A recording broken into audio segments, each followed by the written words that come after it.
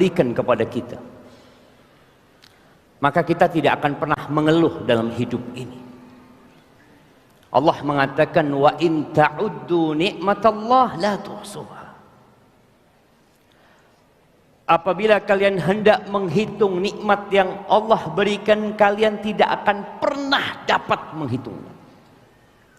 Tapi yang jadi masalah, kita punya sifat buruk. Apa kata Allah? Innal insana la zalumun kafar.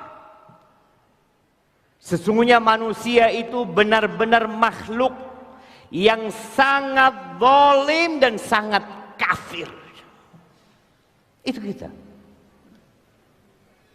Maka kita perlu duduk merenungkan ciptaan Allah, dan kita dipaksa untuk mengatakan alhamdulillahi rabbil alamin, karena memang hanya Allah yang pantas untuk dipuja dan dipuji. Bagaimana sekarang antum membaca alhamdulillahi rabbil alamin berdasarkan cinta dan pengagungan buat Allah azza wa jalla. Allahumma salli wa sallim ala abdika wa rasulika nabiyyina Muhammadin wa ala alihi wa ashabihi ajma'in, amma ba'd.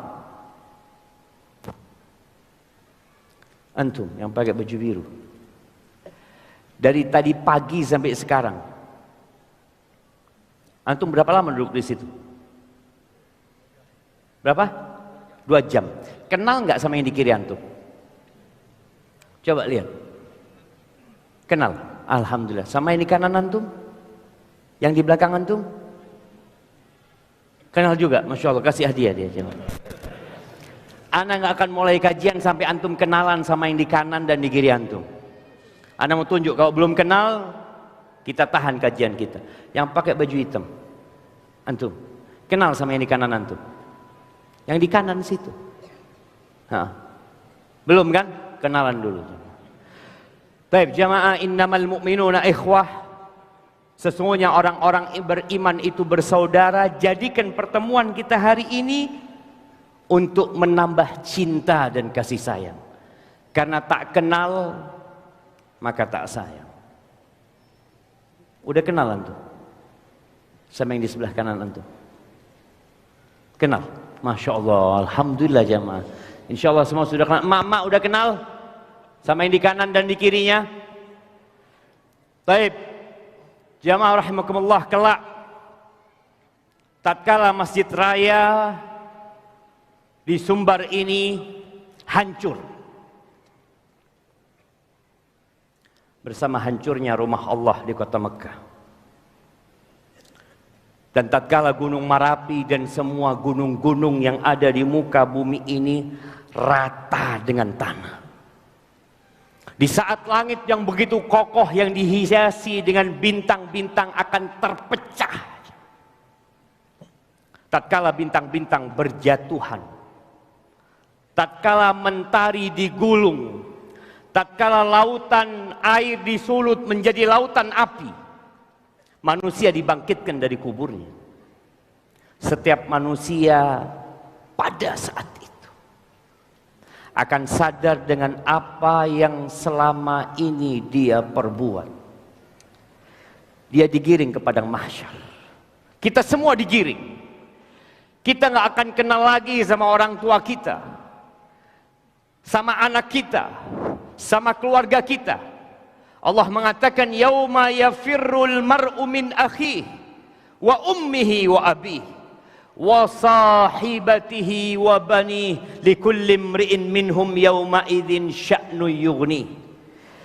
Kita akan lari dari saudara kita. Kita akan lari dari orang tua kita, dari bapak kita, dari ibu kita, dari anak kita, dari pasangan hidup kita. Yang ada pada saat itu hanya kiri kita sendiri. Ya,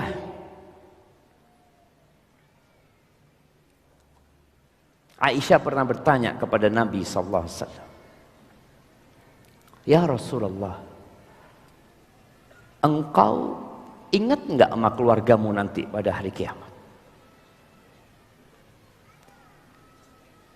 Kata Nabi alaihi salatu wassalam, amma fi thalathati mawatin fala. Di 3 tempat di padang mahsyar itu aku nggak akan ingat. Siapa yang mau sebutkan 3 tempat itu? Yang antum tidak akan ingat sama istri, sama anak. Nah, fadhil. Ya, di padang mahsyar itu ada 3 lokasi yang kita tidak akan ingat. Di padang mahsyar, lokasi itu. 3 lokasi itu di padang mahsyar.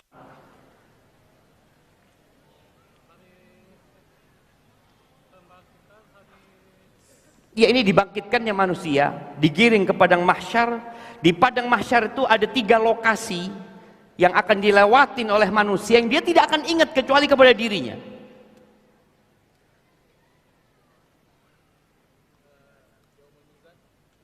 Ketika penimbangan, ketika di atas sirat, dan ketika dibagikan rapot, kasihkan hadiahnya. Itu 3 tempat yang kita tidak akan ingat kecuali kepada diri kita sendiri. Kata Nabi SAW, "Inda tatayuri suhuf, wa indal mizan, wa inda sirat." Nggak ada. Nabi akan memikirkan dirinya pada saat itu. Nggak ingat sama keluarganya. Bagaimana dengan kita? Hadza Rasulullah sallallahu alaihi wasallam. Ahibati fillah, ketika dibagikan rapot, hari-hari ini anak-anak kita ujian. Iya, lagi proses mereka ujian. Apa yang diharapkan oleh orang tua? Anaknya lulus. Anaknya sukses. Bagaimana orang tua panggil guru privat. Bagaimana orang tua berdoa memohon kepada Allah agar anaknya tidak remedi. Capek orang tua kalau anaknya harus remedi. Malu lagi. Allah berfirman di surat Al-Haqqah ayat 18 dan selanjutnya. Allah mengatakan yauma idzin tu'raduna la takhfa minkum khafiyah. Pada hari itu kalian akan dipamerkan. Tidak ada satupun yang tersembunyi dari diri kalian. Semuanya ditampakkan. Sekarang semua pakai baju. Hari itu kita telanjang. Tanpa ada satu helai pun yang menutupi diri kita. Aisyah ketika dengar telanjang, dia mengatakan kepada Rasulullah sallallahu alaihi wasallam, "Ar-rijalu wan nisa ya Rasulullah." Laki-laki sama perempuan jadi satu kayak gitu. Mereka telanjang. Al-amru a'dhamu min dzalik. Urusannya lebih dahsyat daripada orang mau memikirkan ini perempuan, ini laki-laki. Yang dia pikirkan adalah nafsi, nafsi, aku. Kok mau mikirin orang lain? Tatkala terjadi gempa yang menggoncang masjid ini, antum akan memikirkan orang lain. Sebagian orang lari, lupa anaknya ditinggal. Semua akan ditampakkan. Ayah punya dosa yang anaknya nggak tahu. Hari itu nampak dosa ayahnya. Suami punya dosa yang mungkin istrinya, anak-anaknya juga nggak tahu sama dosa nih bapak. Hari itu ditampakkan semuanya. Kita sekarang takut aib kita kelihatan. Kita takut dengan dosa-dosa kita ketahuan sama orang lain. Maka yang namanya dosa itu, kata Nabi alaihi salatu wassalam, ma haka fi nafsika wa taraddada fi sadrika wa karihta ayyat tali'a alaihi nas. Dosa itu mungkin sebagian orang nggak tahu hukum, tapi dia punya perasaan di diri dia, nggak ingin orang lain tahu. takut, khawatir, cemas. Itu dosa tuh. Walaupun kau nggak tahu sama dalilnya, nggak tahu sama hadisnya, Allah sudah berikan di dalam diri manusia itu detektor dosa. Yang dengannya dia bisa mendeteksi, ini kayaknya dosa. Iya, jemaah.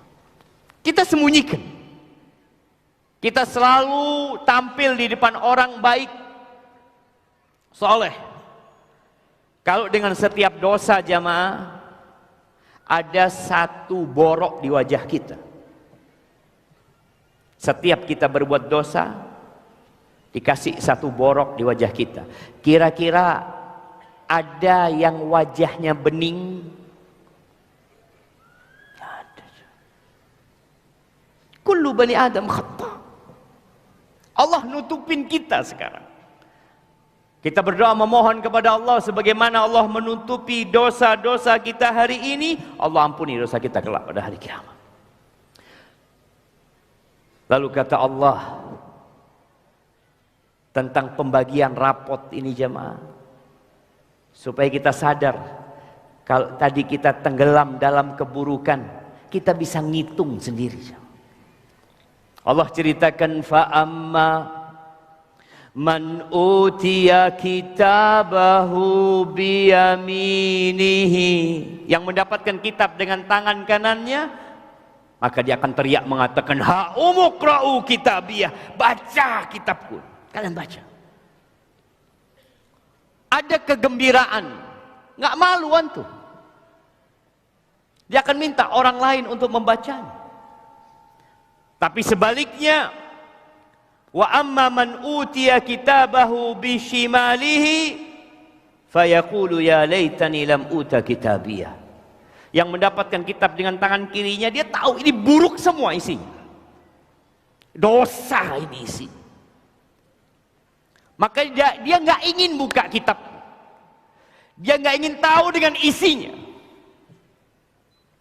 Wallahi ya hibbiti fillah. Kalau kita mati urusannya selesai,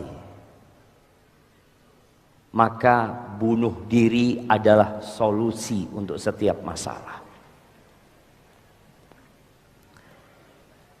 Capek hidup ini jemaah. Lelah jemaah.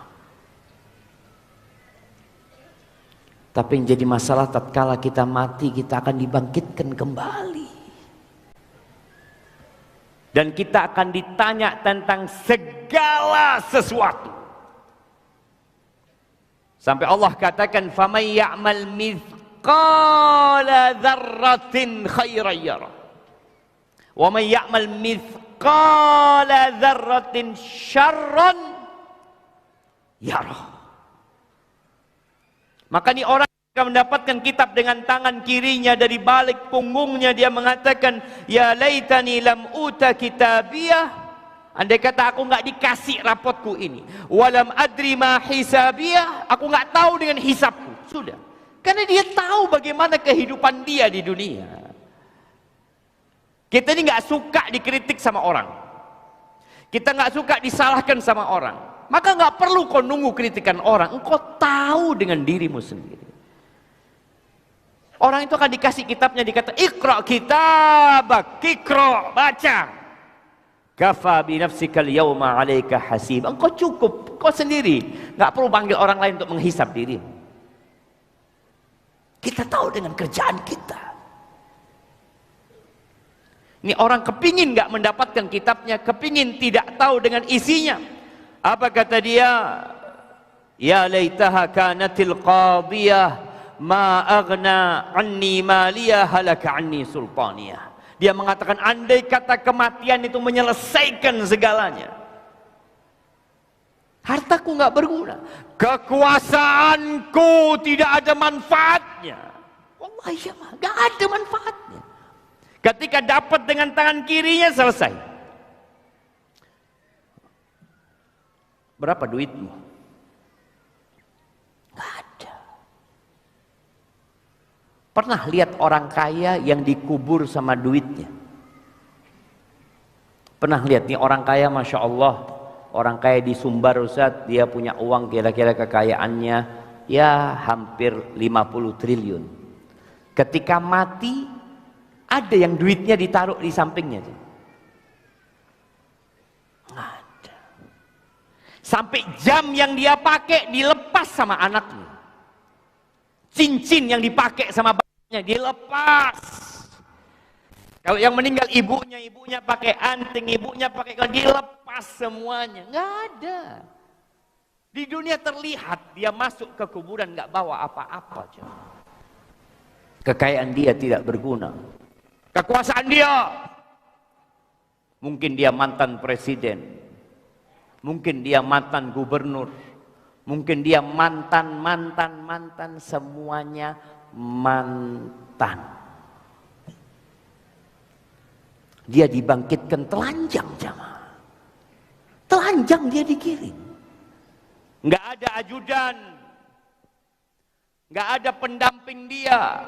Sendirian. Ahibati billah, sebelum itu terjadi,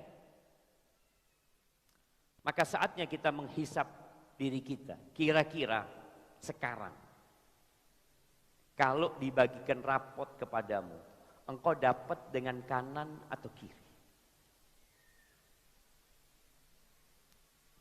Kita sholat 5 waktu.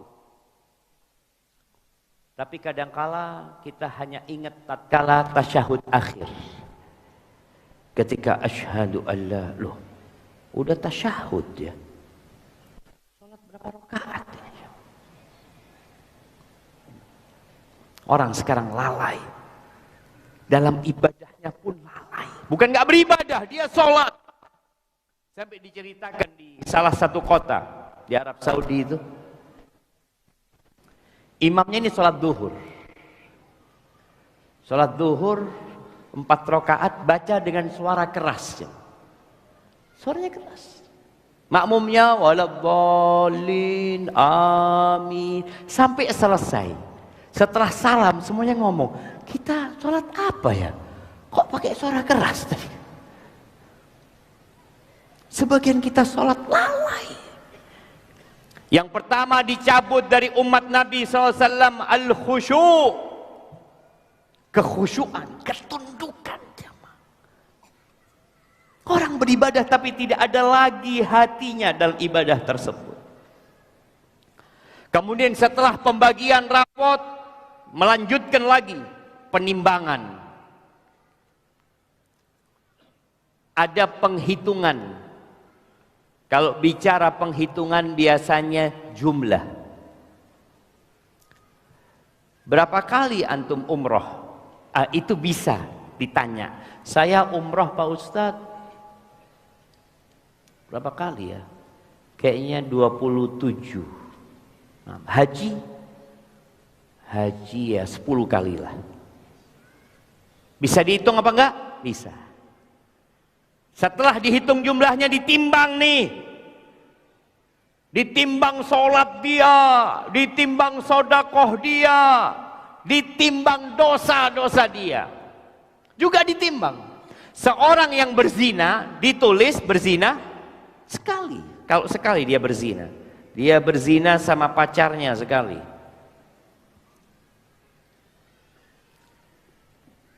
Yang satu berzina sama tetangganya sekali. Lebih berat mana jemaah? Berzina sama pacarnya, na'udzubillah, dan berzina sama tetangganya. Sama tetangganya. Baik, bagaimana perbandingannya berzina sama tetangga? Antum. Perbandingannya kalau berzina dengan pacar dan berzina dengan tetangga. Iya, lebih besar itu berapa kali lipat?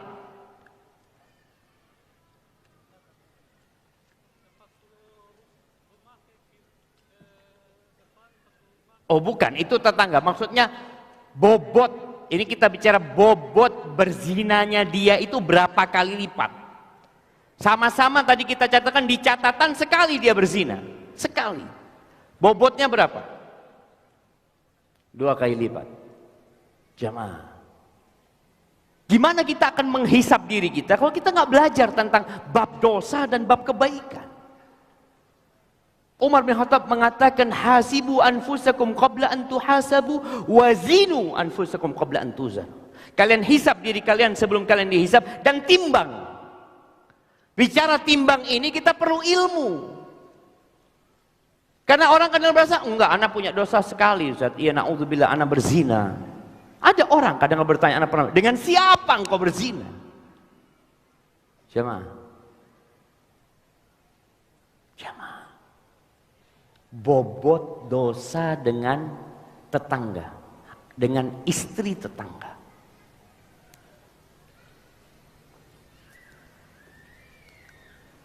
Ana minum kopi dulu, antum pikir dulu. Bismillah.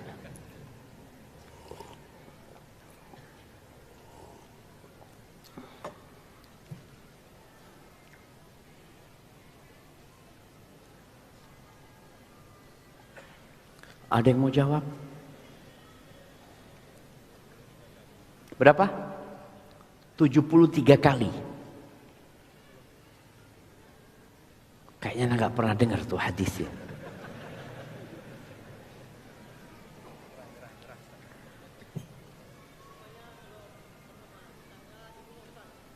Gimana? Kalau nikah sama istri tetangga dibunuh. Kalau istri nikah sama pacar dicambuk. Oh, itu urusan dia sudah menikah apa belum nikah. Enggak, bukan itu. 10 kali lipat. Kasih hadiahnya jamaah. Udah dapat antum hadiahnya? Masya Allah. Kasih yang lainnya, masa nggak ada hadiah yang lainnya? Anak kasih air antum. Kata Nabi SAW, la antuzaniya bi asyrati abyatin. Engkau berzina dengan 10 rumah, dengan 10 wanita jamaah. Itu lebih ringan daripada engkau berzina dengan istri tetanggamu. Disinilah mizan jamaah. Mungkin kau cuma mengatakan, enggak, aku sekali berzina. Ditimbang, ternyata lebih berat daripada perzinaan orang lain. Engkau berzina dengan istri tetanggamu. Maka hal ini perlu benar-benar diperhatikan. Kita akan ditimbang. Bicara bobot. Kalau tadi kita bicara orang haji 10 kali, ditimbang hajinya, boleh jadi hajinya itu seperti kapas. Dan ada orang yang haji sekali, ketika ditimbang berat haji dia. Karena kita tahu syarat diterimanya amalan itu 2. Ikhlas dan sesuai dengan aturan Rasulullah Sallallahu Alaihi Wasallam. Sebagian kita haji lagi hanya untuk mendapatkan gelar H.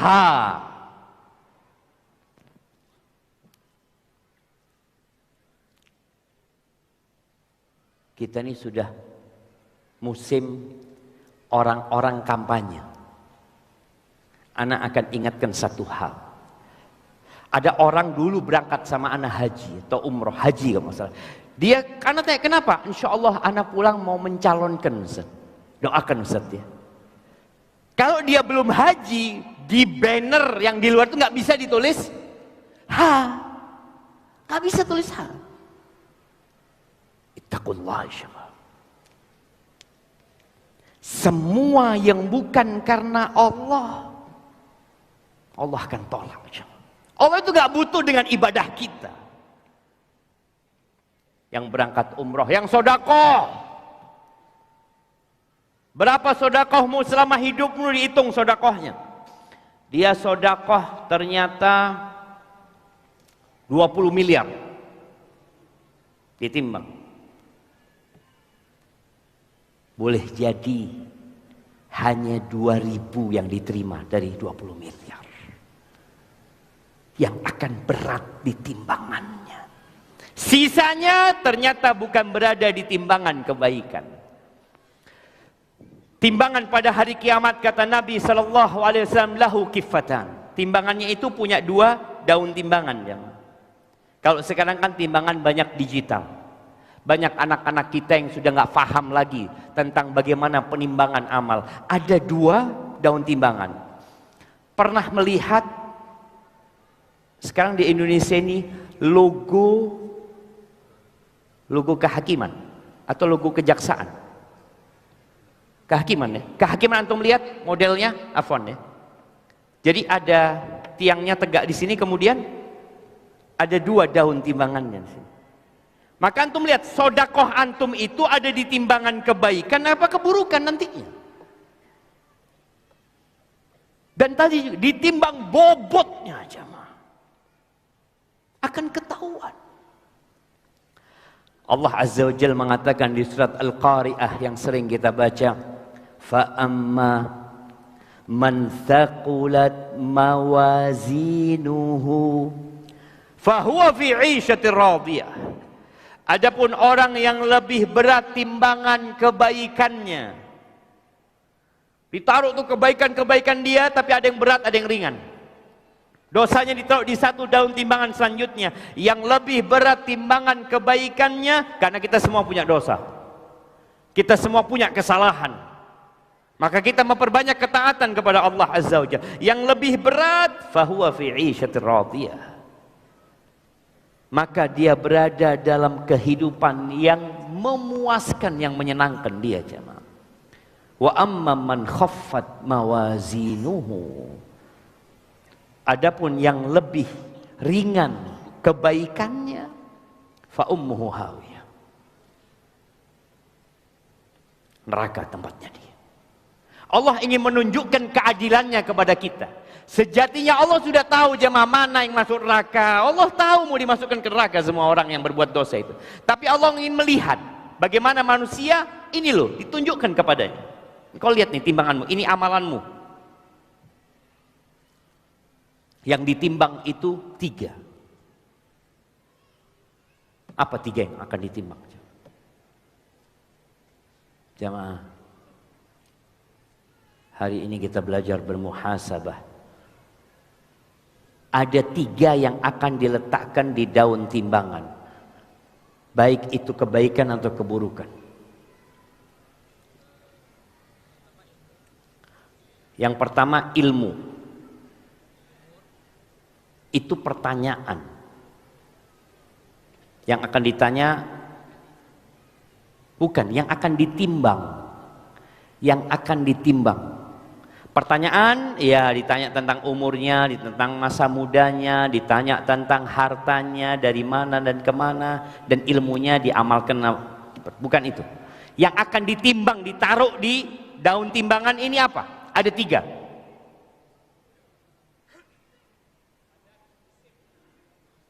Badan dia,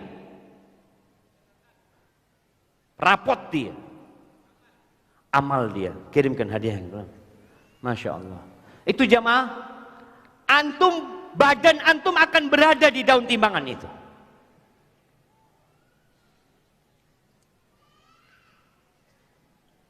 Kita kalau ngelihat manusia yang besar, kalau gitu Ustaz, anak makan terus Ustaz, supaya berat di timbangan nanti Ustaz. Yang kurus, kita pikir yang kurus akan ringan timbangannya.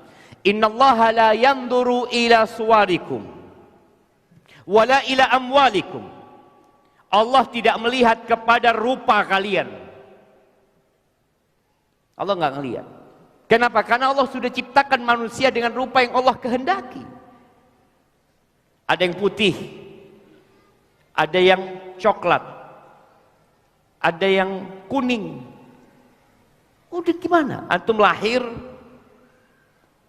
kok hitam mana ya? Allah nggak ngelihat kepada warna kulitmu. Anak kok nggak mancung ya? Allah nggak ngelihat kepada wajahmu. Wala ila amwalikum. Dan Allah juga tidak melihat kepada harta kalian. Nggak ngelihat engkau pakai jam merek apa, engkau pakai cincin merek apa, engkau pakai baju merek apa, engkau pakai mobil merek apa, engkau pakai motor apa, engkau pakai HP apa, engkau pakai sandal apa. La. Wa innama yanzuru ila qulubikum wa a'malikum. Yang dilihat itu hati. Kita datang nih ke majelis ilmu nih, sama nih di soft pertama, sama nunggu 2 jam. Apakah sama ketika ditimbang? Beda. Yang dilihat sininya. Amalannya dilihat, dia duduk. Mendengarkan kajian. Ada yang dengarkan kajian, Masya Allah, sampai dia meneteskan air mata. Ada yang di sebelahnya mendengarkan kajian, sampai dia mimpi pulang ke rumahnya. Dilihat udah selesai kajiannya, Masya Allah, Alhamdulillah. Sama. Allah lihat kepada hati dan amalan kalian. Oleh karena itu, ketika Nabi alaihi salatu wassalam bersama para sahabatnya, beliau lagi istirahat, sehingga Abdullah bin Mas'ud radhiyallahu anhu, dia sedang naik pohon arok, mau mengambilkan siwak buat Nabi SAW, kayu siwak dari akarnya pohon arok. Dia naik, tahu-tahu ada angin yang menerpa. Angin lumayan kencang rupanya, angin itu membuat betisnya Abdullah bin Mas'ud tersingkap. Kurus Abdullah bin Mas'ud ini, kurus sahabat ini. Ada sahabat yang gagah, yang tinggi besar, ada sahabat yang kurus. Ketika tersingkap kakinya Abdullah bin Mas'ud, itu sahabat-sahabat yang lain pada ketawa-ketawa. Kata Nabi SAW, mimma tadhakun, mimma tadhakun, apa yang menyebabkan kalian tertawa? Kalian menertawakan apa? Kata Nabi SAW. Sadar sahabat, mereka salah. Kata mereka, min diqqati saqaihi au min khumusati saqai. Kami ketawa karena ngelihat betisnya Abdullah bin Mas'ud itu kurus, ya kecil. Abdullah bin Mas'ud itu kurus, miskin lagi. Miskin. Sampai memberikan nafkah kepada istrinya sulit. Sehingga istrinya yang membantu penghidupan dalam keluarganya Abdullah bin Mas'ud ketika di Madinah ini jamaah. Ini sahabat-sahabat Nabi sudah mulai memandang dunia sebagai standar dan ukuran orang. Ini kurus, gak bagus. Maka beliau alaihi salatu wassalam mengatakan, lahuma fil mizan, tuh dua betisnya Abdullah bin Mas'ud di timbangan kelak pada hari kiamat, azqalu min jabal Uhud, lebih berat daripada gunung Uhud. Maka tadi badan akan ditimbang. Antum kakinya lebih sering dipakai apa? Lebih sering dipakai main bola. Jadi timbang nanti main bolanya. Yang satu lebih sering, ana lebih sering datang ke tempat kajian. Ana lebih sering datang ke masjid.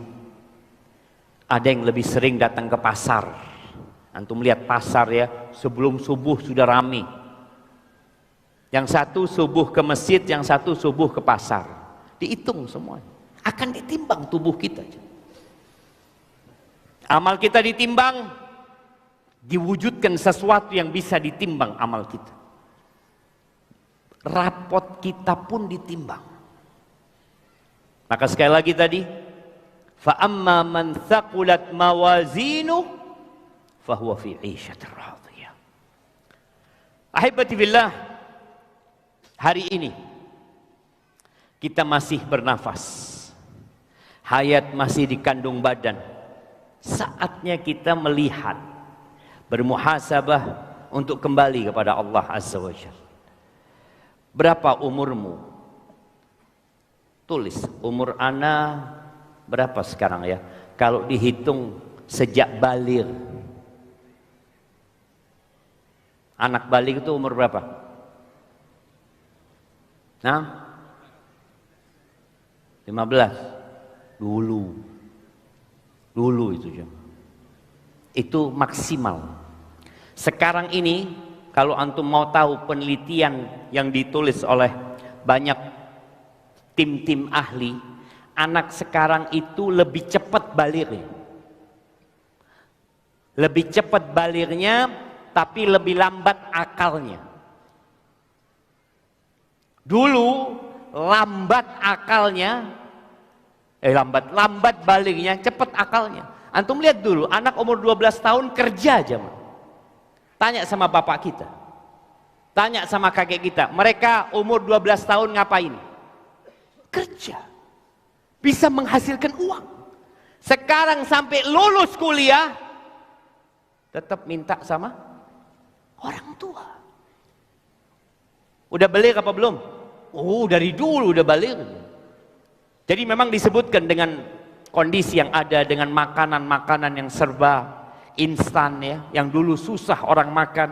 Sekarang itu anak-anak cepat balik, tapi lambat akalnya. Negara kita melihat itu. Bagaimana pernikahan, umur pernikahan dimundurin.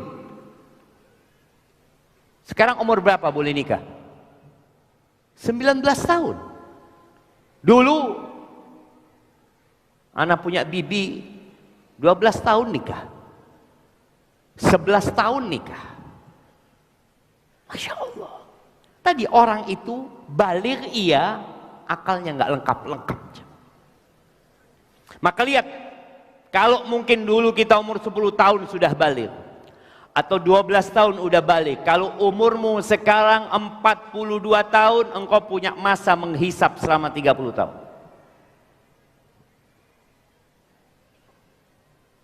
Dan para orang tua, tolong anaknya jangan dianggap kecil terus. Masih kecil Pak Ustadz, umur berapa? 17 tahun. Kecil. Kapan dia besarnya? Umur 13 tahun yang sudah balik besar. Dalam Islam itu ada dua fase. Fase sebelum balik dan fase sesudah balik. Sesudah balik itu disebut laki-laki. Kalau dikawinkan dia bisa punya anak. Bisa dia punya anak sama. Dia dewasa. Jangan dianggap kecil lah, dewasa. Makanya sekarang kita lihat banyak kriminal dilakukan oleh anak-anak jemaah. Bunuh anak-anak itu jemaah. Berzina mereka. Mereka bukan anak-anak, mereka sudah balik dan dewasa, lelaki. Para sahabat Nabi umur 15 tahun di medan perang. 18 tahun jadi perang. Subhanallah. Maka tolong kita bicara muhasabah. Ana mau menghitung diri ana mau bicara tenggelam dalam keburukan ana ini, engkau hitung. Yang sudah tua, yang sekarang taat. Alhamdulillah Ustaz, ana sekarang ngurus masjid, umpamanya alhamdulillah. Tapi ingat, engkau akan ditanya an syababihi, tentang masa mudamu. Sejak kapan? Sejak balik sampai umur 40 tahun. Itu masa muda. Jadi jangan merasa aman sekarang engkau taat loh. Engkau lihat dulu gimana engkau. Ketika kau muda kemana engkau dulu? Sholatnya bolong-bolong. Puasa sering berbuka. Jamaah. Anak SD. Ya. Kalau belum balik. Ana ingat, ana waktu SD belum balik. Ana balik waktu di pesantren. Ana itu waktu SD sering sholat, nggak sholat. Ibu kita itu tahu kita sholat atau tidak itu ngelihat sarung. Jadi kalau sarungnya sudah nggak karu-karuan berarti sholat. Suatu hari ibu ana itu ngelihat dari kunci. Dilihat ini Syafiq ini sholat apa enggak. Ternyata anak cuma ngambil sarung diginiin terus main lagi. Kata ibunya, Syafiq, oh, ternyata ada yang ngawasi. Puasa anak-anak mungkin minum di kamar mandi. Ya anak ingat, anak ketika puasa SD minum di kamar mandi. Tapi kita belum balik, nggak masuk dihisab. Catatan malaikat itu diangkat. Rufi'al qalam an thalath. Catatan malaikat itu diangkat terhadap 3 orang. Yang pertama, bayi sampai dia balik. Orang gila sampai dia sadar, orang tidur sampai dia terjaga. Kita nggak perlu menghisap itu. Antum nggak perlu bertobat, ya Allah dulu anak waktu SD, nggak. Kalau antum belum balik nggak perlu. Yang sesudah balik itu antum hisap. Ketika antum tidak sholat, berapa kali antum nggak sholat? Ketika antum berbuka puasa, berapa kali? Yang emak-emak nih, yang sudah datang bulan. Ceritanya dulu kalau perempuan-perempuan ini disuruh sholat, selalu ngomong, afwan, lagi datang bulan, nggak sholat. Benarkah dia datang bulan? Nggak tahu. Tanya, kok nggak puasa? Lagi datang bulan. Benar dia datang bulan? Wallahu a'lam. Yang tahu engkau. Maka mama lihat, selama engkau hidup berapa kali engkau nggak puasa. Yang jelas wanita di bulan Ramadan, yang dia datang bulan, biasanya dia tidak akan berpuasa di hari-hari yang memang sudah biasa. Engkau lihat, hitung nih. Engkau bayar nggak utang itu? Ketika SMP, ketika SMA, ketika kuliah. Ketika menikah, biasanya kita sudah jadi orang baik. Tapi engkau akan ditanya tentang masa mudamu. Sejak engkau balik itu engkau gunakan buat apa? Berapa nikmat yang sudah Allah berikan kepada kita? Kau lihat. Supaya tatkala berhisap, menghisap diri kita itu, kita Allah kasih aku banyak gitu. Kalau bicara sehat, Masya Allah aku sehat. Tapi nggak pernah sholat di masjid. Engkau masa enggak? Anak waktu muda itu nggak pernah ke masjid Ustaz. Sholat di rumah, tapi ke lapangan bola tiap sore Ustaz. Antum bisa lihat nih, kaki nih selalu ke lapangan bola habis asar. Habis asar main bola sampai adzan maghrib. Adzan maghrib suruh berhenti. Sholat apa enggak? Allahu a'lam. Ada yang mandi, ada yang enggak sholat. Kemudian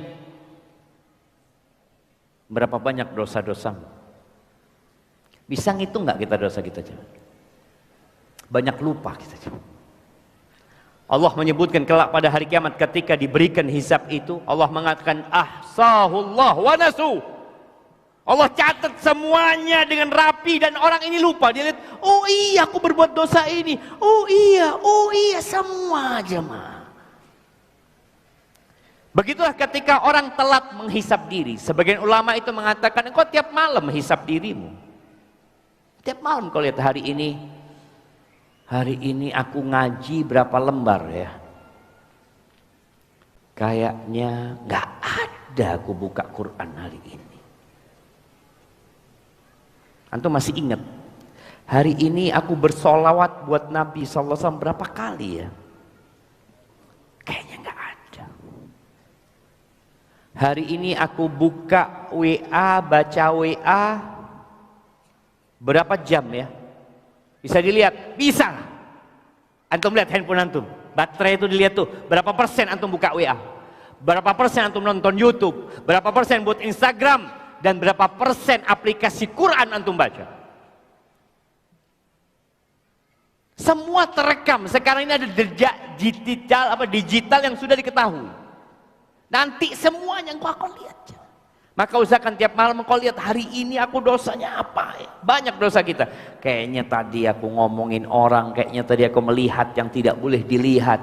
Kayaknya tadi aku nulis komentar, kayaknya engkau catat dalam benakmu.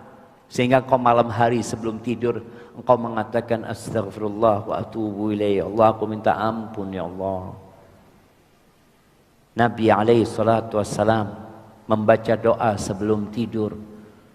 Allahumma qini azabaka yauma tab'atsu ibadak. Ingat sama mati. Ingat sama hari kiamat. Ya Allah, selamatkan aku dari azab-Mu pada hari Engkau membangkitkan hamba-hamba. Jadi tiap malam sebenarnya kita diingatkan dengan yaumul hisab. Bismikallahumma amutu wa ahya. Bangun tidur, alhamdulillahilladzi ahyana ba'da ma amatana wa ilaihin nusyur.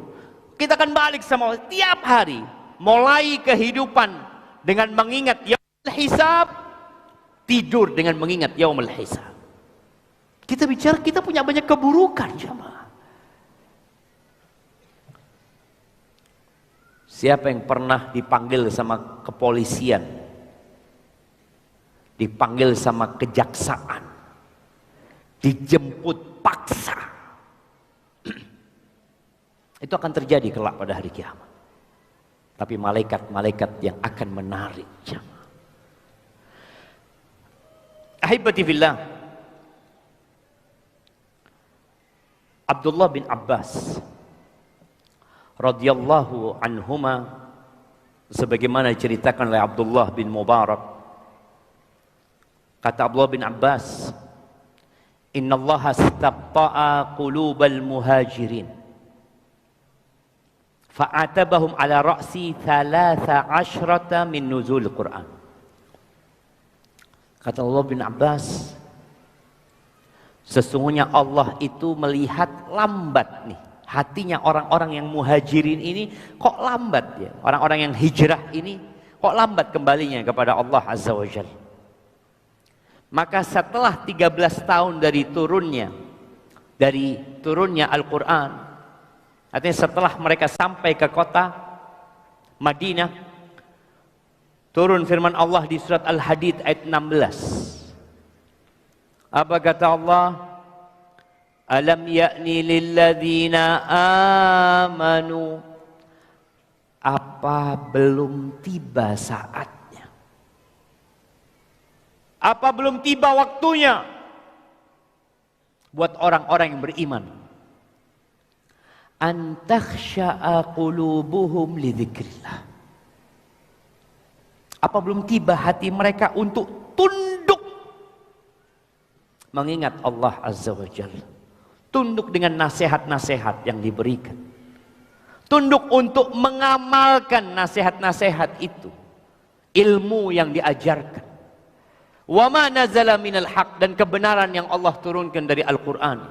Apa belum tiba saatnya mereka?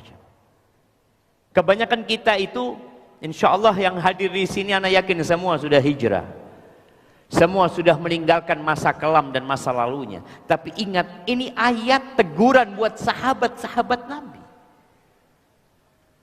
Antum sudah berapa kali datang kajian? Berubah nggak sikapmu?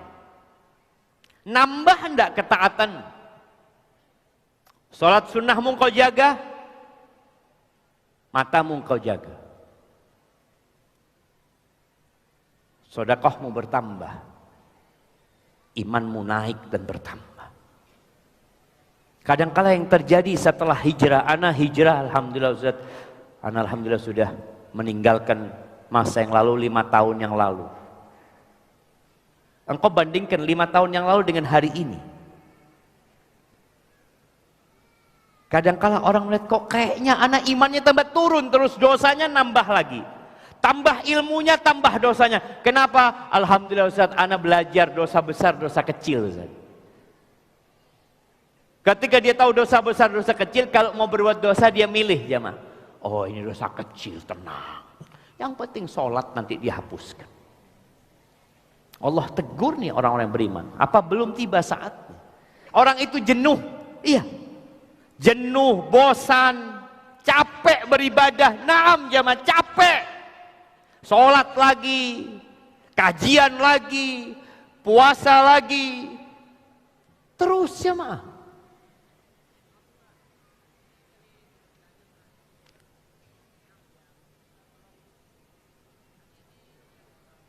Nah, sini adik, ke depan adik.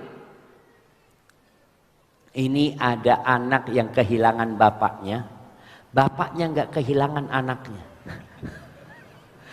Kayaknya bapaknya lagi serius ngaji jemaah. Masya Allah, sini adik.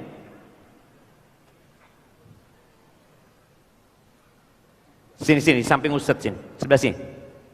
Nah, sini sampingnya Ustaz. Nah, ini anaknya siapa jemaah? Adik tunggu sini ya, bentar lagi. Bapaknya datang ya. Ya, duduk sini adik. Ya, bismillah, barakallahu fikum. Ada yang ngaku bapaknya? Nah, ahibati billah, kita itu capek wallah. Ana itu kajian ya. Terus terang kalau ana sudah buka kalender di handphone ana, ada jadwal kajian di Sumatera Barat. Ya Allah, jauh ini jauh. Antum ntar lagi pulang ke rumahnya masing-masing, ana baru sampai rumah jam 10 malam atau jam 11 malam. Antum juga datang kajian, ada yang datang dari Pekanbaru, ana lihat kajian jauh, capek. Tapi ini kehidupan jamaah. Maka Allah tegur, apa belum tiba saatnya untuk tunduk hatinya kepada Allah, untuk mengatakan inna salati wa nusuki wa mahyaya wa mamati lillahi rabbil alamin. Apa belum tiba waktunya?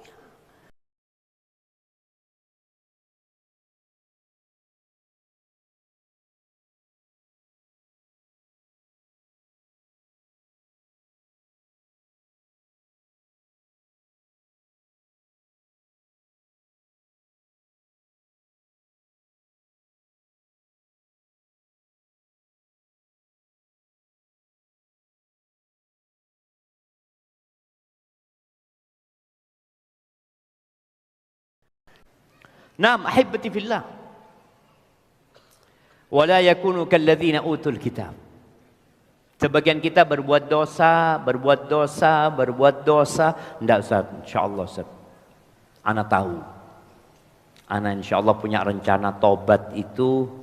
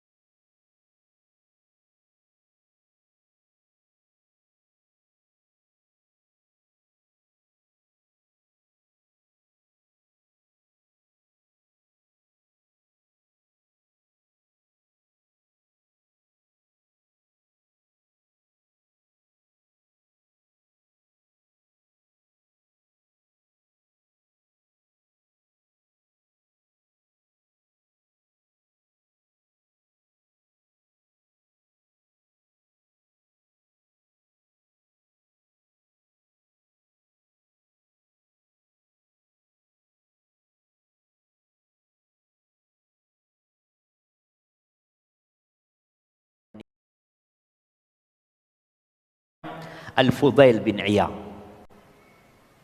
Disebutkan dia ini dulu perampok, begal. Di antara Abyud dengan Sarkhas ini salah satu kota yang ada di Samarkand saja. Dia itu begal. Malam hari kalau ada orang lewat, ya dia palak ya. Diceritakan bahwa suatu hari di antara sebab tobatnya itu disebutkan dia itu asyik sama seorang gadis.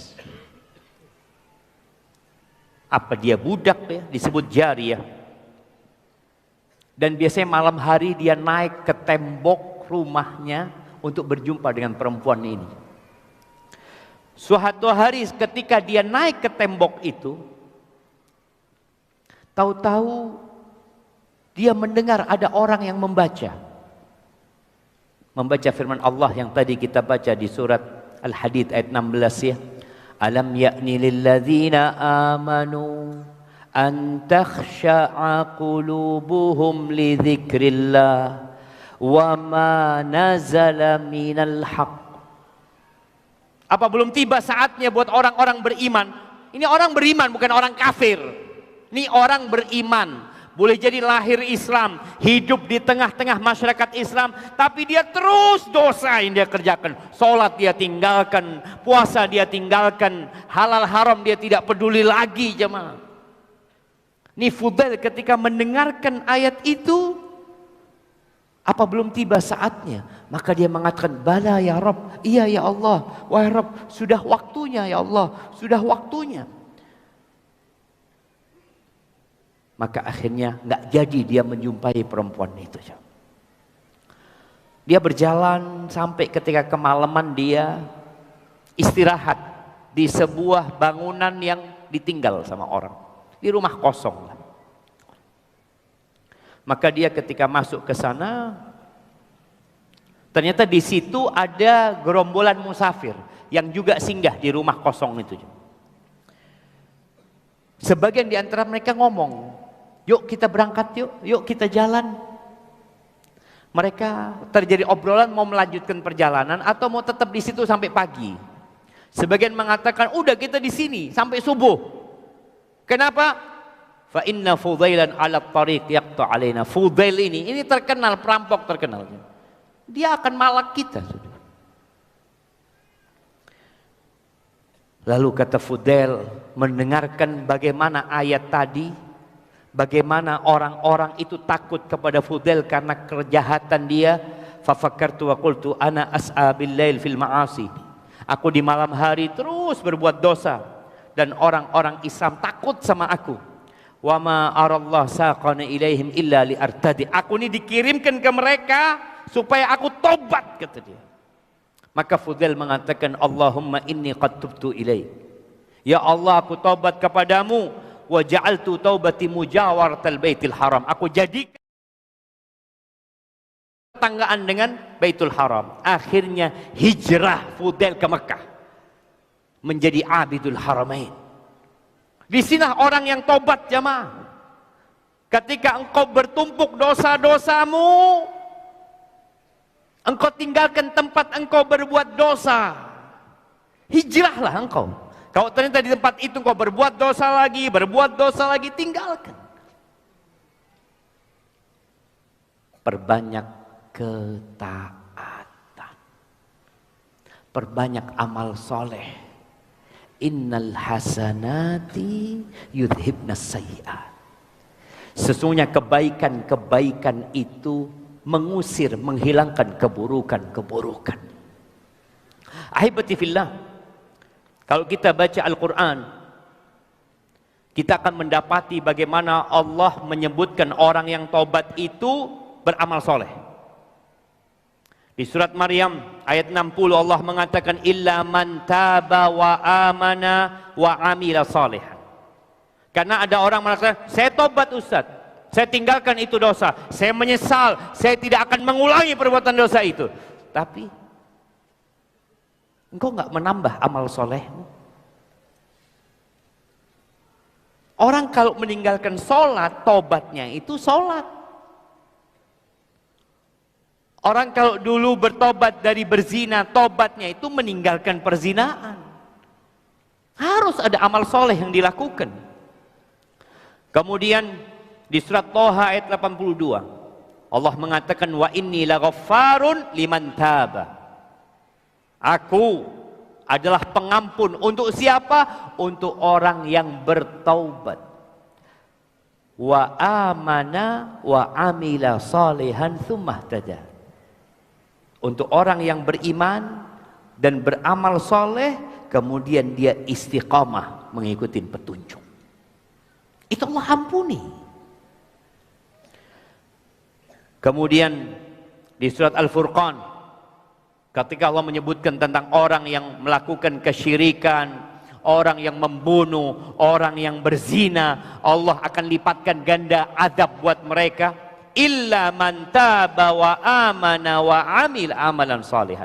Kecuali orang yang bertobat, yang beriman dan beramal soleh, faulaika yubaddilullahu sayyiatihim hasanat. Mereka adalah orang-orang yang Allah rubah keburukan mereka menjadi kebaikan. Ahibati fillah, ada cerita yang diceritakan oleh Al-Imam Bukhari dalam kitabnya Al-Adabul Mufrad. Ada seorang laki-laki yang menjumpai Abdullah bin Abbas. Dia mengatakan, aku punya dosa. Apa dosanya? Aku punya sepupu. Aku cinta banget sama dia. Akhirnya aku melamar dia kepada orang tuanya, ternyata dia nggak mau. Akhirnya dia dilamar sama orang lain dan mau dia. Karena aku terbakar cemburu, aku bunuh dia. Hali min taubah. Apakah masih diterima tobatku sama Allah? Kata Abdullah bin Abbas ditanya, ahayyun walidatuka aw ahayyatun ummuka? Ibumu masih hidup? Kata dia, enggak. Udah meninggal ibuku. Maka Abdullah bin Abbas mengatakan, dekatkan dirimu kepada Allah dengan amal soleh apa saja yang bisa engkau kerjakan. Akhirnya setelah orang itu pergi, bertanyalah muridnya Abdullah bin Abbas. Apa kalau nggak salah, dia tanya, kenapa engkau tanya tentang ibunya? Kenapa? Kata Abdullah bin Abbas, aku tidak tahu amal soleh yang lebih agung setelah mentauhidkan Allah Azza wa Jal, lebih daripada berbakti kepada ibu. Maka di sini ketika antum terjebak dalam banyak dosa, perbaiki hubungan antum sama orang tua antum, khususnya sama ibu antum. Setiap kali Allah berbicara tentang tauhid di banyak ayat, ya, wa qadha rabbuka alla ta'budu illa iyyah wa bil walidaini ihsana. Tauhidkan Allah, jauhi kesyirikan, berbakti kepada orang tua. Maka yang sudah tobat, yang sudah hijrah, ingat kita semua tahu ada satu dosa yang tidak bakal diampuni, yaitu syirik. Tapi kalau antum bertobat pun Allah ampuni. Dekatkan diri antum dengan memperbanyak amal soleh, khususnya berbakti kepada orang tua kita. Aqulu qouli hadza wa astaghfirullah li wa lakum. Itu mungkin dapat Anda sampaikan kesempatan kali ini. Nah, kita masuk ke sesi tanya jawab. Ila Isa, Ustaz.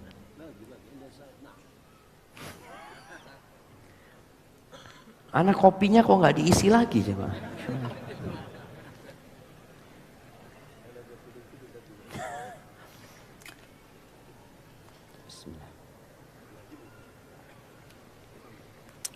Masya Allah. Ustaz, Ana mau bertanya, apakah kita termasuk dosa riba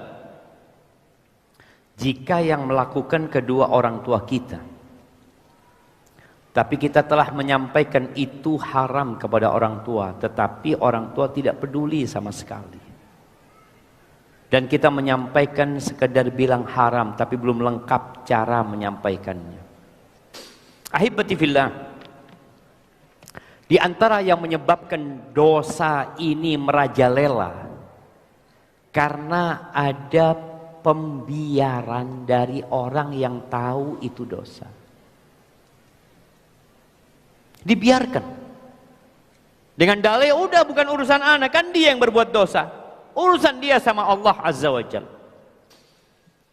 Padahal Rasulullah sallallahu alaihi wasallam mengatakan, man ra'a minkum munkaran falyughayyirhu biyadihi. Barang siapa yang melihat kemungkaran atau mendapati kemungkaran, hendaklah dia merubah kemungkaran itu dengan tangannya. Enggak mampu, maka dengan lisannya. Enggak mampu, dengan hatinya, bukan membiarkan. Bukan, oh biarlah, bukan. Engkau ingkari dengan hatimu. Dan engkau doakan semoga dia dapat hidayah. Dan di antara bentuk mengingkari dengan hati, meninggalkan tempat kemungkaran tersebut. Bukan tetap di tempat itu. Kalau orang tua yang berbuat riba, dan ini PR kita bersama aja.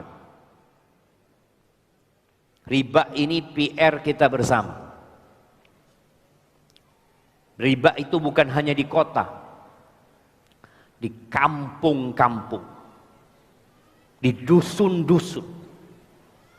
Riba itu terjadi dan didiamkan.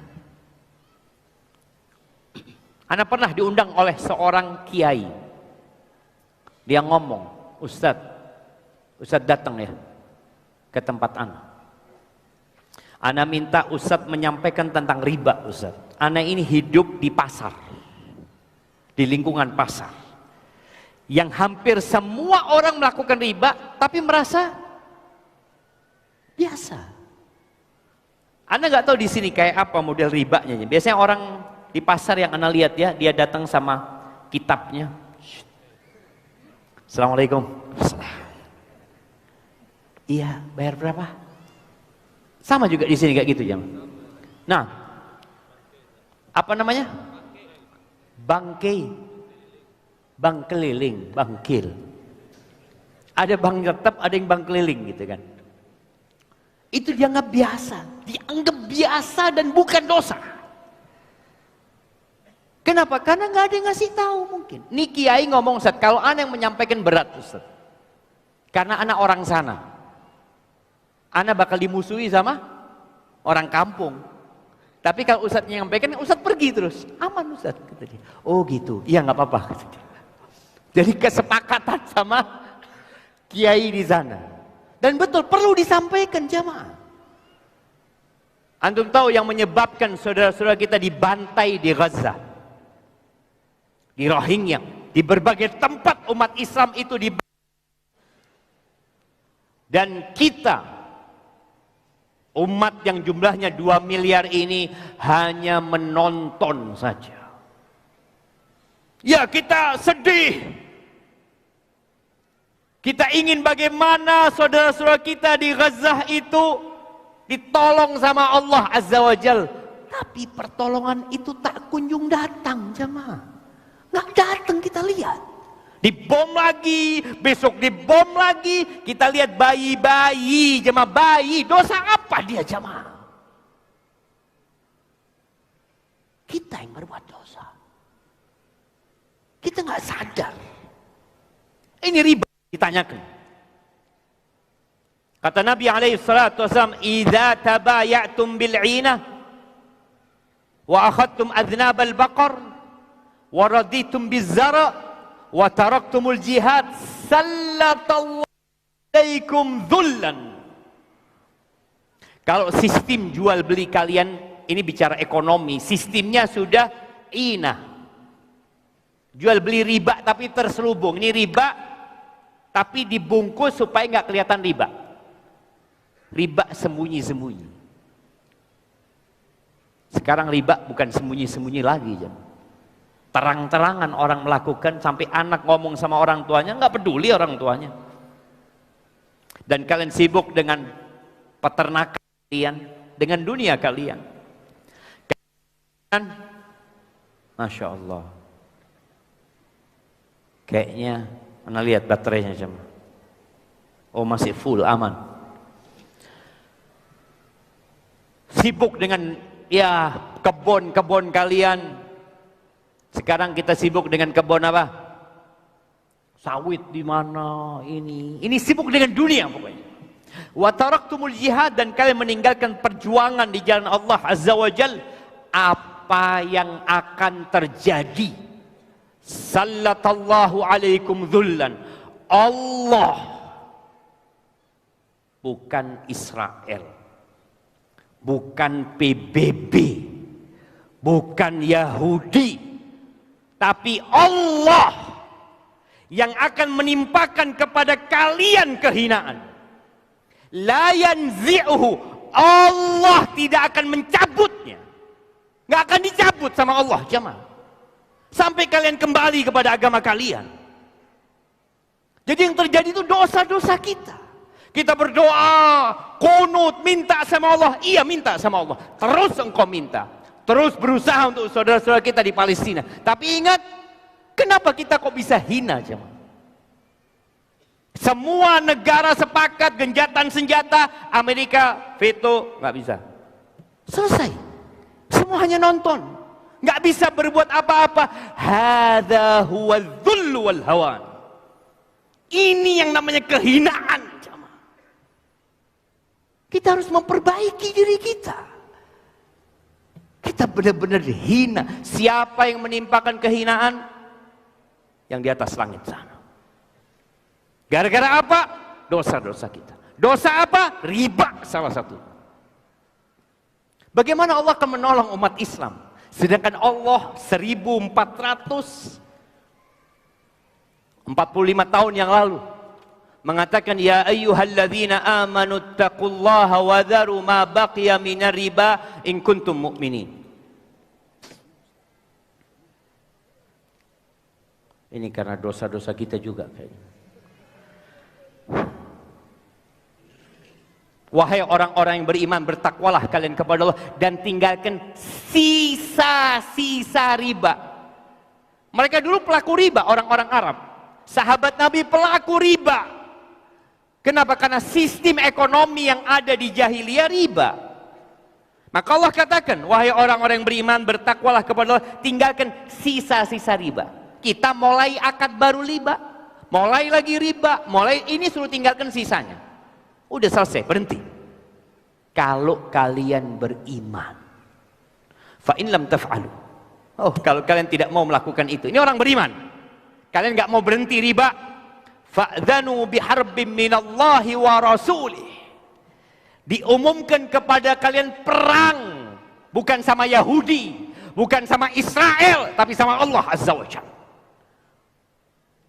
Kita nggak malu, jemaah. Kita ini sering mengumumkan perang sama Allah Azza wa Jalla dengan perbuatan kita. Maka bagaimana tugas kita? Ya terus berdakwah kita sampaikan. Dan engkau yang sudah ngerti, berhenti. Alhamdulillah kita melihat di negeri kita ini usaha, upaya untuk semuanya sesuai syariat itu ada. Dan kita harus dukung. Mungkin prosesnya nggak bisa semuanya syariat, ya pelan-pelan lah. Tapi kita berusaha untuk kembali kepada agama kita kafah. Kembali kepada pertanyaan, bagaimana seorang anak yang sudah mengingatkan orang tuanya? Ya sudah. Wa ma 'alaika illal balagh. Tugasmu hanya menyampaikan. Dan kalau antum menyampaikan, jangan cuma ngomong haram. Jadi ada fiqhul ahkam, ada fiqhud dakwah. Ada fikih yang berkaitan dengan hukum-hukum yang mengatakan ini halal, ini haram. Tapi antum sebagai pendakwah yang hendak menyampaikan, antum harus belajar fiqhud dakwah. Gimana supaya orang ini mau nerima? Yang penting anak sudah sampaikan, enggak. Bagaimana Nabi Ibrahim menyampaikan kepada bapaknya? Bagaimana Nabi kita Muhammad alaihissalatu menyampaikan kepada pamannya? Tolong nih yang mau menyampaikan, perbaiki akhlakmu. Ikhlaskan niatmu.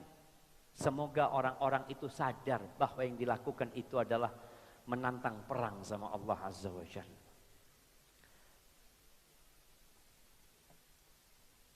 Masya Allah.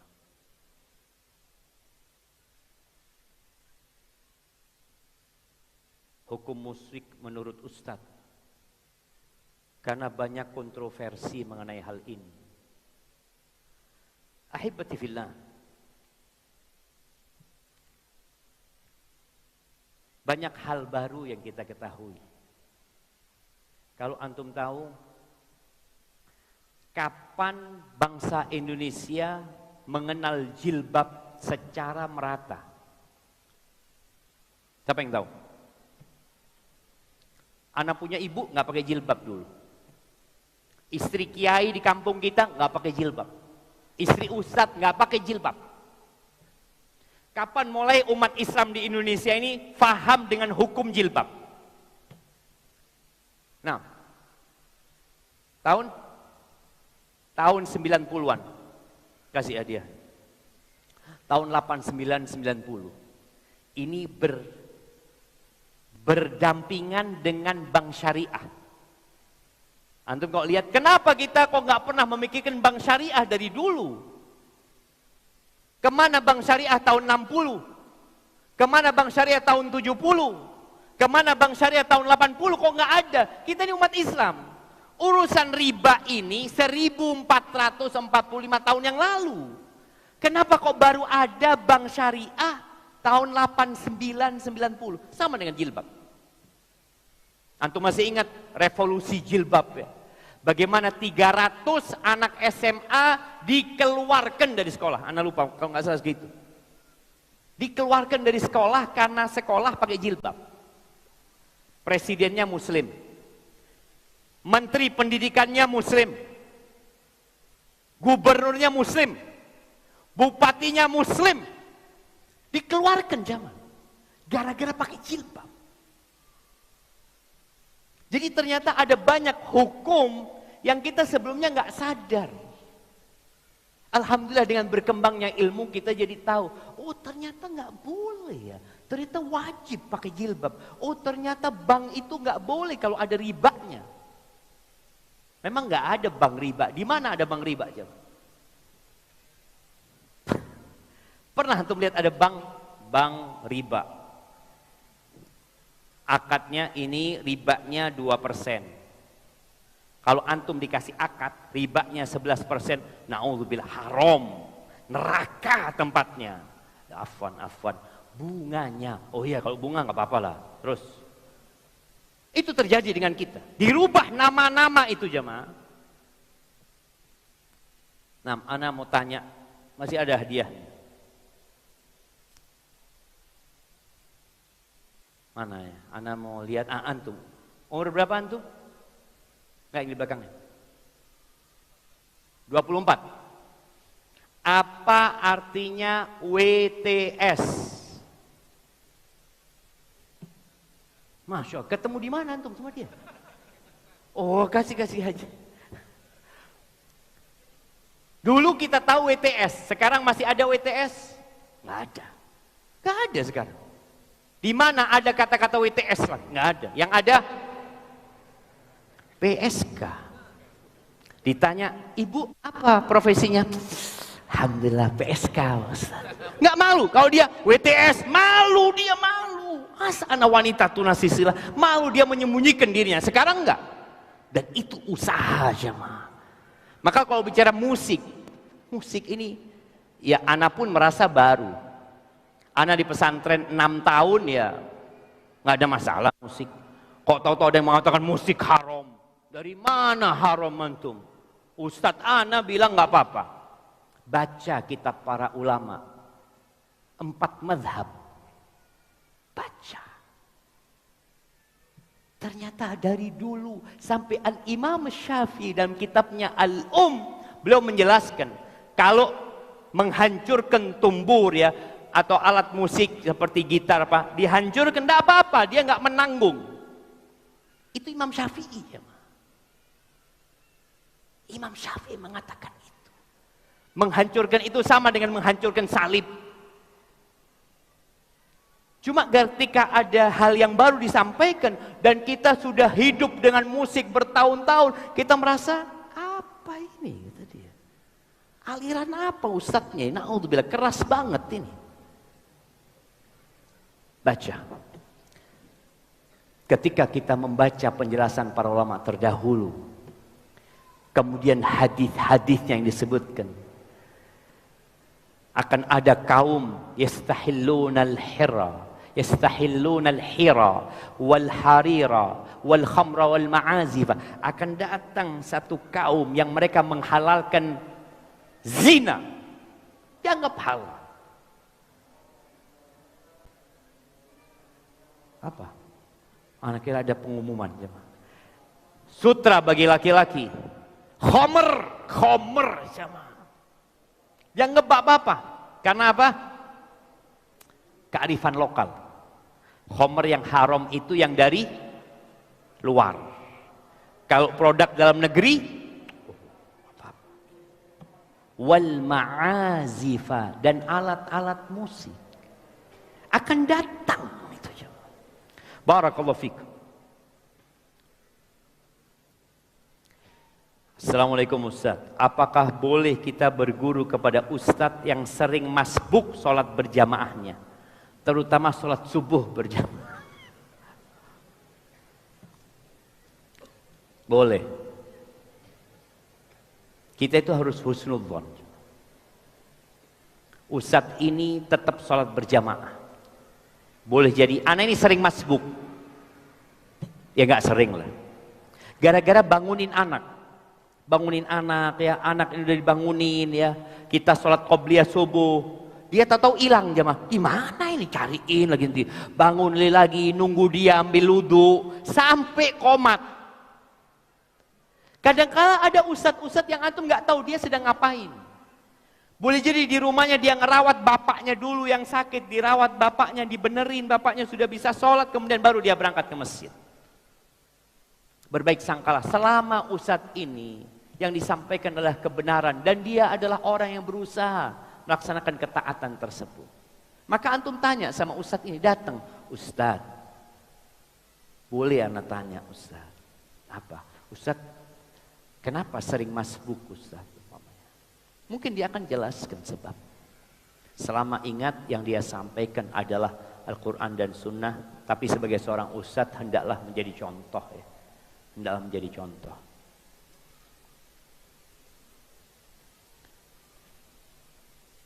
Ustaz, ana seorang anak laki-laki yang sudah berusia 23 tahun.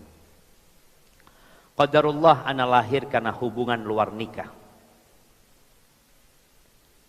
Ini jamaah, qadarullah ana lahir hubungan luar nikah.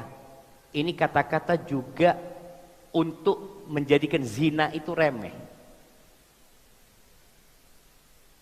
Ketika antum tulis anak zina, kan berat memang buat jiwa. Buat orang tua juga berat. Ketika tahu ini anak hasil zina, sehingga kata-kata zina itu akan terekam dalam memori dia, aku pernah berzina gitu. Aku harus tobat sama Allah Azza wa Jalla. Tapi anak ini yang bertanya nggak ada masalah karena memang bukan dia yang melakukan itu. Perzinaan itu perzinaan orang tuanya. Apakah anak berdosa?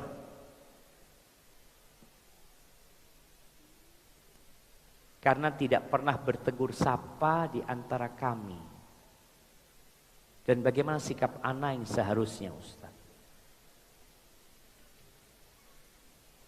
Kalau antum tidak bertegur sapa dengan ibu antum, atau bapak, istilah sekarang itu bapak apa? Biologis. Padahal dia sudah menikah dengan ibu, yang posisinya sekarang dia adalah suami ibumu, karena anak hasil zina dinasabkan kepada ibunya. Jadi laki-laki ini adalah suami ibunya. Maka hendaklah engkau bertobat kepada Allah Azza wa Jalla untuk mulai berbakti dan menjalin hubungan baik dengan ibumu dan suami ibumu. Mudah-mudahan mereka berdua sudah bertobat kepada Allah Azza wa Jalla. Karena seorang anak itu wajib berbakti kepada orang tuanya walaupun kafir. Bukan hanya kafir, jemaah. Ada orang tua kafir tapi tidak maksa anaknya berzina. Ini nggak maksa anaknya untuk kafir ya. Ini ada orang tua kafir dan maksa anaknya keluar dari Islam. Apa kata Allah? Wa in jahadaka ala an tusyrika bi ma laysa laka bihi ilmun fala tuti'huma. Kalau kedua orang tuamu memaksamu melakukan kesyirikan, maka jangan taat, nggak boleh taat. Apakah kemudian kita tinggalkan orang tua kita? Bukan. Wasahibhuma fid dunya ma'rufah. Sahib, dampingi keduanya dalam kehidupan dengan cara yang baik. Engkau nggak bertegur sapa. Perintahnya Allah, dampingi. Maka bertabatlah engkau kepada Allah Azza wa Jalla dan mulailah bertegur sapa. Ingat, barang siapa yang bertobat, Allah akan menerima tobatnya. Seorang wanita yang hamil dari hasil zina, yang kemudian dia dirajam. Setelah dia dirajam, Nabi mau mensolati wanita ini. Apa kata seorang sahabat? Ya Rasulullah, alaika salatu wassalam ya Rasulullah. Atusalli alaiha waqad zanat. Gimana engkau mensolatin dia ya Rasul? Dia udah berzina. Engkau mau nyolatin dia? Yang dipandang perzinaannya. Nabi memandang taubatnya. Nabi mengatakan sallallahu alaihi wasallam, laqad tabat taubatan law qusimat ala sab'ina min ahli al-Madinah lawasi'atum. Ini perempuan sudah bertobat. Kalau pahala tobatnya dibagikan kepada 70 penduduk Madinah, cukup mengampuni dosa mereka. Maka boleh jadi orang yang terjebak dalam dosa kemudian bertobat lebih baik daripada orang yang tidak pernah berbuat dosa. Besar maksudnya. Maka hendaklah engkau berbakti kepada orang tuamu.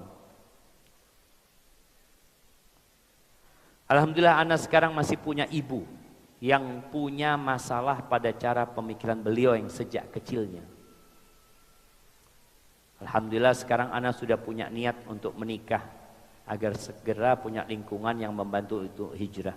Namun di sisi lain karena umur anak yang masih muda juga berkeinginan untuk belajar di pondok, maka bagaimana langkah yang tepat anak ambil ini Ustaz? Melanjutkan untuk menikah harus mengikuti belajar dan fokus Ustaz. Antum nikahi ustazah di pondok. Selesai.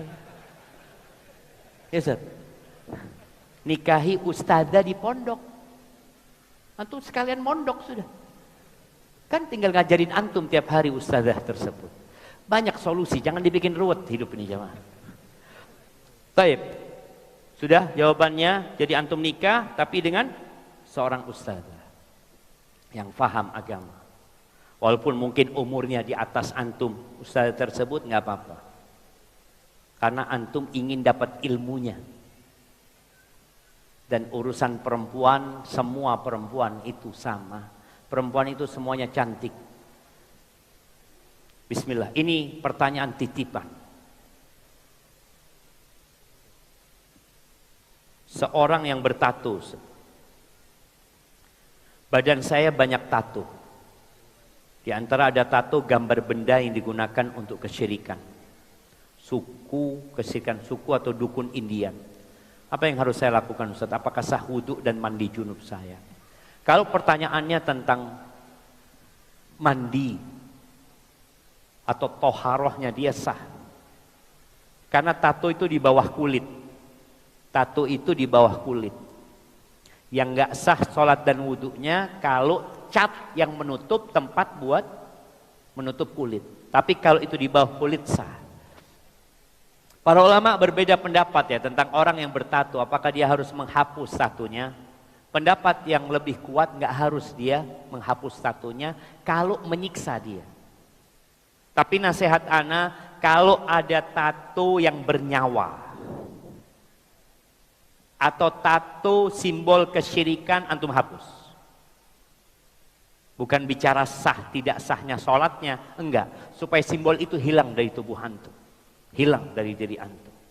Dan alhamdulillah sekarang ini ada fasilitas menghapus tato ya, yang mungkin butuh berulang kali, ya antum usahakanlah. Khususnya tadi yang ada gambar-gambar bernyawa dan gambar-gambar yang merupakan simbol kekufuran dan kesyirikan. Assalamualaikum WRWB. Jawabannya Waalaikumsalam WRWB. Waalaikumsalam warahmatullahi wabarakatuh. Jangan disingkat jemaah. WR itu warahmatullah. Dan rahmat Allah. Masa rahmat Allah antum singkat? Antum kepingin rahmat Allah itu luas dan panjang sekali buat antum. Saya seorang anak yang memiliki orang tua poligami, beristri 4. Saya susah sekali untuk dekat dengan ayah saya yang mempunyai karakter yang keras terhadap anak dan istrinya. Tuh jamaah, belum tentu orang yang istrinya 4 itu orang soleh. Iya. Antum kalau ngeliat orang istrinya 4, oh jagoan. Ini anaknya nih. Ya, sampai antum jadi bapaknya gitu ya. Anaknya mengeluh, bapaknya keras terhadap anak dan istrinya. Padahal kata Nabi SAW, maka narifku fi syai'in illa zana. Tidaklah kelembutan itu ada di sebuah tempat kecuali kelembutan itu akan membuat indah tempat tersebut. Kalau dicabut rusak semuanya. Idza aradallahu bi ahli baitin khairan anzala alaihimur rifqa. Kalau Allah ingin kebaikan buat sebuah keluarga, maka Allah turunkan kepada mereka kelembutan. Itu kalau Allah ingin kebaikan. Maka antum lihat kalau antum kasar, keras, kok kayaknya rumah tangga ini, anak ini tempatnya dosa gitu. Tempatnya syaitan. Karena kita tahu ketika orang marah itu dari syaitan. Dan suka merendahkan. Keras terhadap anak dan istrinya dan suka merendahkan. Bagaimana cara supaya dekat dengan orang tua saya? Karena kita sebagai anak sudah takut duluan. Dan bagaimana mengubah atau doa supaya tidak keras. Yang pikirannya hanya kerja dan uang. Padahal dia sudah kaya. Ahibati fillah. Yang pertama, ana ucapkan jazakumullah khair buat pertanyaan ini. Karena antum adalah anak yang ingin berbakti sama orang tua. Dia tahu orang tuanya mungkin zalim sama ibunya. Dia tahu orang tuanya mungkin kasar sama dia. Tapi antum ingin berbakti sama orang tua. Karena bagaimanapun itu tetap orang tua antum, itu bapak antum. Setiap kali antum mau ketemu sama orang tua, antum berdoa minta sama Allah. Bismillahirrahmanirrahim. Antum jumpain orang tua, mulai dengan sekedar ucapkan salam. Assalamualaikum, kabar ayah, khair, sehat, ini dan itu. Sudah. Kalau ayah mungkin gak ada yang diomongkan, ayah aku izin pulang ayah. Mulai kedekatan itu dengan sekedar ketemu. Karena biasanya orang itu kalau ketemu, lama ketemu akan ada cinta jamaah. Tapi karena nih ayah tadi sibuk cari duit ya, dan dia juga tidak selalu ada di rumah itu anak. Karena Indonesia ini termasuk Indonesia apa Jakarta dengan tingkat fatherless, iya, dengan tingkat ketidakhadiran ayah yang tinggi. Apalagi orang Jakarta itu. Orang Jakarta itu ya nggak semuanya ya. Yang kerja itu berangkat mereka sebelum subuh ketika anaknya baru bangun. Pulang ketika anaknya sudah tidur. Jadi kedekatan orang tua sama anak, bapak sama anak itu kurang sekali. Apalagi kalau ibunya kerja juga sama kayak bapaknya, tambah hilang tuh. Maka sekarang antum lihat bagaimana antum jumpa sama ayah antum. Waktu Jumatan, umpamanya antum tahu ayah antum Jumatan di masjid ini, antum datang. Salam ayah, gimana kabarnya? Jadi mulai kedekatan dengan itu dulu. Jangan dulu ngasih nasihat antum sama ayah. Terus kedekatan antum seperti itu sambil didoakan ayah antum semoga dikasih kelembutan di hatinya. Lalu pelan-pelan mungkin ketika ada jadwal, kalau sudah mulai nyambung tuh, ketika ada jadwal kajian, antum WA, ayah, ana mau hadir kajian ayah di tempat ini ya. Sekedar informasi, bukan ngajak. Mudah-mudahan lama kelamaan ayah antum berubah. Ajak sekali-kali ayahmu ke kuburan. Umpamanya antum ngomong sama ayah, kuburan kakek di mana sih ya? Aku kepingin ke sana ya. Diantar. Karena orang kalau ziarah kubur, insya Allah akan ingat mati. Tapi kalau ziarah pasar, ingat fulus. Lihat, oh mahal, belum cukup duitnya. Apalagi kalau antum ziarah pasar di handphone, antum akan terus sejam lihat barang-barang itu jemaah. Barakallahu fiik, bismillah.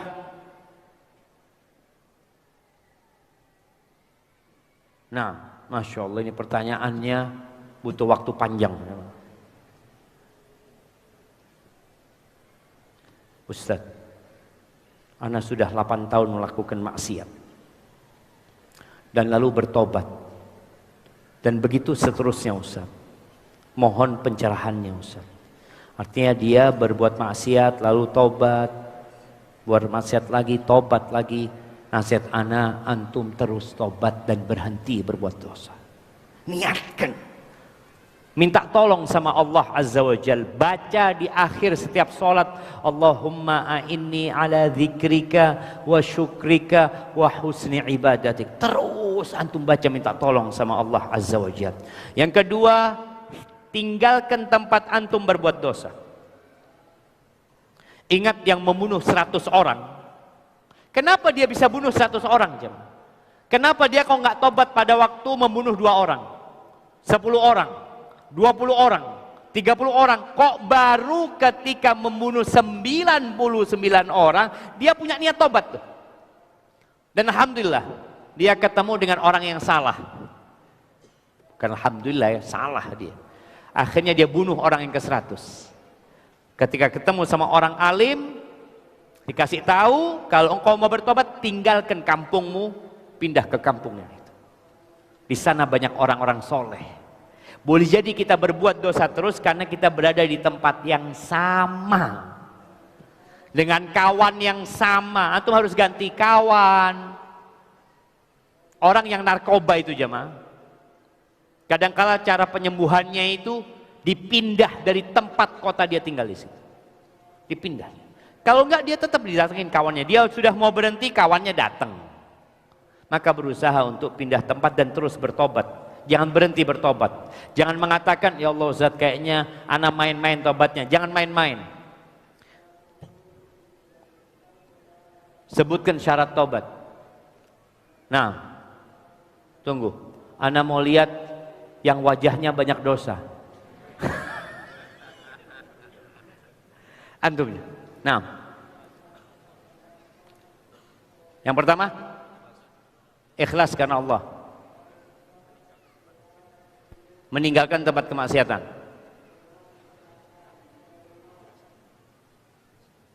Antum udah berapa kali tobat? Pernah tobat enggak? Syaratnya 3. Yang pertama, ikhlas, tidak mengulangin, menyesal. Nggak apa-apa kasih. Jadi syaratnya tolong diperbaikin. Yang pertama, menyesali.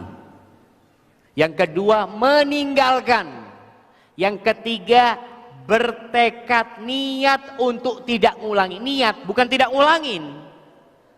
Kitanya akan ngulangin dosa. Iya jemaah. Maka kita nggak boleh berhenti beristighfar mohon ampun sama Allah Azza wa Jalla. Barakallahu fikum. Satu lagi pertanyaan.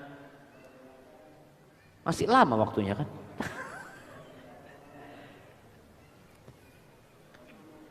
Berapa menit lagi waktunya Ana? Setengah jam lagi. Setengah jam ke bandara. Masya Allah, ini pertanyaan terakhir kalau gitu jamaah. Karena Ana harus langsung ke bandara jamaah. Bismillah. Tunggu, Ana akan lihat pertanyaan yang paling sesuai dengan tema kita jamaah.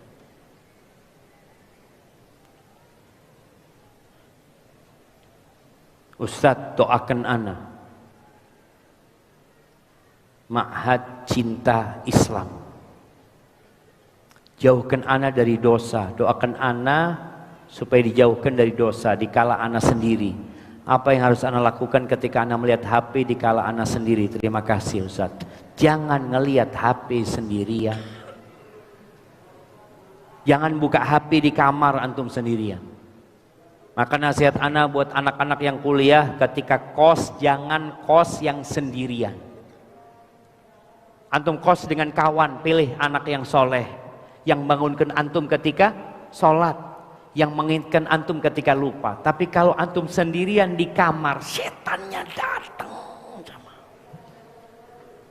Maka usahakan ketika iman kita lemah, jangan buka HP di kala sendirian.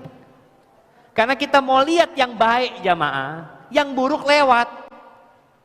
Maka kadang-kadang kita kalau scrolling tuh, yang baik-baik kita lewatin, ada yang buruk kelewat, ditarik lagi. Sret, apa ini? Itu kalau sendirian. Tapi kalau banyak orang, lewat dia tuh. Dilihat, oh lewat dulu. Kadang-kadang kita butuh bantuan lingkungan. Dan antum berdoa minta sama Allah Azza wa Jalla. Ada doa yang biasa dibaca oleh Nabi SAW di akhir kajian beliau bersama sahabatnya. Beliau membaca doa, Allahumma qsim lana min khasyatika ma tahulu bihi bainana wa baina ma'asik. Ya Allah, bagikan buat kami rasa takut kepadamu. Minta mohon rasa takut, bikin aku takut ya Allah. Karena kita tahu Allah melihat tapi nggak takut. Kita tahu Allah mengawasi tapi nggak takut gitu loh. Maka minta sama Allah, Allahumma qsim lana min khasyatika ma tahulu bihi bainana wa baina ma'asik. Rasa takut yang membuat aku dihalangi dari berbuat maksiat. Wa min ta'atika ma tuballighuna bihi jannatak, dan bagikan buat kami ketaatan kepadamu yang mengantarkan kami ke surgamu. Minta sama Allah Subhanahu wa taala. Barakallahu fikum. Baik, pertanyaan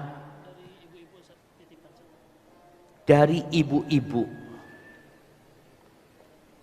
Afwan Ustaz, bantulah kami seorang istri agar suami lebih mencintai istri, agar lebih mencintai istrinya. Ibu-ibu, mama nih,